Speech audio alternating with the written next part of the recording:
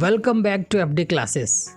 Hello everyone. This is the second part of Geography chapter Resources and Development. First part में हमने पढ़ा What is resource and how resources are classified. So guys, अगर आपने पहला part नहीं देखा है तो पहले वो देख लीजिए, क्योंकि वो देखने के बाद ये पार्ट आपको इजीली समझ में आ जाएगा. इस पार्ट में पढ़ेंगे हम development of resources.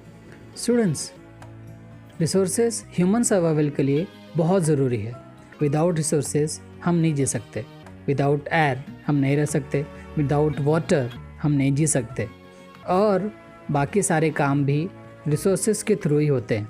Without resources हम जी ही नहीं सकते. ये बिलीव किया जाता था कि resources free gift of nature है, यानी हमको नेचर ने ये गिफ्ट दिया है रिसोर्सेज फ्री में. जितना चाहे यूज़ कर लो, पानी को जितना चाहे बहा दो, मिनरल्स को जितना चाहे इस्तेमाल कर लो, पेट्रोलियम, कोल, जो भी जितना चाहे इस्तेमाल कर लो. ये फ्री गिफ्ट ऑफ नेचर है, ख़त्म नहीं होगा. लेकिन ये जो सोच थी लोगों की वो रॉन्ग थी. इसकी वजह से क्या हुआ, बहुत सारे प्रॉब्लम्स फेस करने पड़े. कुछ लोगों ने अपनी ग्रीड को, अपनी लालच को सेटिस्फाई करने के लिए रिसोर्सेज को ओवर यूज़ किया, रिसोर्सेज को डिप्लीट किया. दूसरा जो प्रॉब्लम हुआ वो ये हुआ कि रिसोर्सेज कुछ ही लोगों के हाथ में चले गए, जिसकी वजह से रिच और पुअर इन लोगों के बीच में बहुत डिफरेंस आ गया. सोसाइटी दो पार्ट्स में डिवाइड हो गई, एक रिच और दूसरा पुअर, और इनके बीच में वास्ट डिफरेंस आ गया. यानी रिच जो है वो और रिच होते चले गए और पुअर पुअरर हो गए. रिसोर्सेज के रॉन्ग और ओवर यूज़ की वजह से बहुत सारे इकोलॉजिकल क्राइसिस आए, जैसे global warming, ozone layer depletion, environmental pollution और लैंड डिग्रेडेशन. चलिए आप पढ़ते हैं व्हाट इज़ ग्लोबल वार्मिंग. आप पहले ही पढ़ चुके हैं, लेकिन फिर भी यहाँ पर पढ़ लेते हैं. ग्लोबल वार्मिंग यानी एयर के अंदर कार्बन डाइऑक्साइड और अदर ग्रीन हाउस गैसेस का बढ़ जाना, जिसकी वजह से क्या होता है कि गर्मी बढ़ जाती. कार्बन डाइऑक्साइड और ग्रीन हाउस गैसेस, ये गैसेस क्या करते हैं कि सन से जो रेज़ रिफ्लेक्ट होती है अर्थ से, वो रिफ्लेक्ट होकर के स्पेस में चली जाती है, लेकिन ये गैसेस उनको एब्जॉर्ब कर लेते हैं और वर्ल्ड के अंदर गर्मी को बढ़ाते हैं. ये देखा गया है कि आफ्टर 2000 तक नियर अबाउट 20 ईयर्स में बहुत ज़्यादा गर्मी बढ़ी है, जिसकी वजह से वो जो ग्रीनलैंड के आइस शीट हैं वो 6 to 7 मीटर थिक थे, अब वो 4 to 5 मीटर थिक हैं. वैसे ही पोल्स के ऊपर जो आइस है वो गर्मी की वजह से पिघल रहे हैं, और वो पिघलेंगे तो वर्ल्ड के ऊपर बहुत बुरा असर होगा.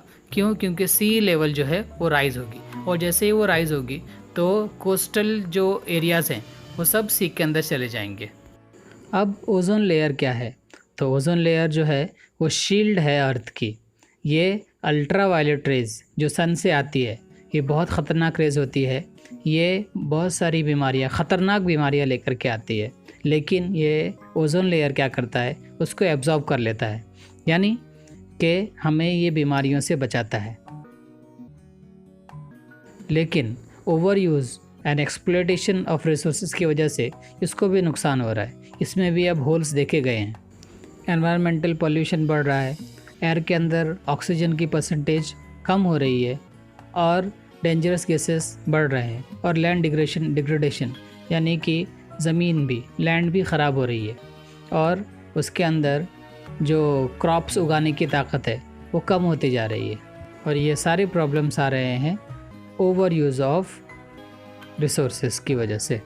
अगर हमें रिसोर्सेज को जुडिशियसली यूज़ करना है तो फिर हमें अडॉप्ट करना पड़ेगा सस्टेनेबल इकोनॉमिक डेवलपमेंट.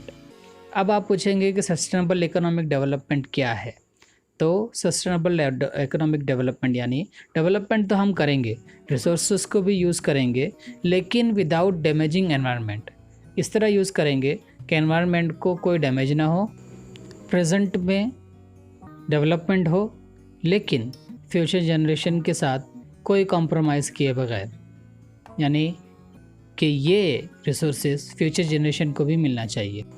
स्टूडेंट्स, अभी तक हम पढ़ चुके हैं कि रिसोर्सेज लिमिटेड है. अब हमें डेवलपमेंट भी करना है, रिसोर्सेज को यूज़ भी करना है, और उसको बचा के रखना है फ्यूचर जनरेशन के लिए भी.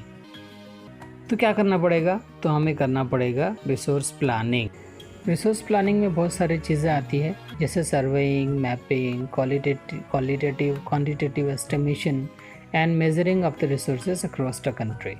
यानी कि हमें देखना पड़ेगा कि कौन से रिसोर्स कहाँ पर है, कितनी है, क्या क्वालिटी है पूरी कंट्री में।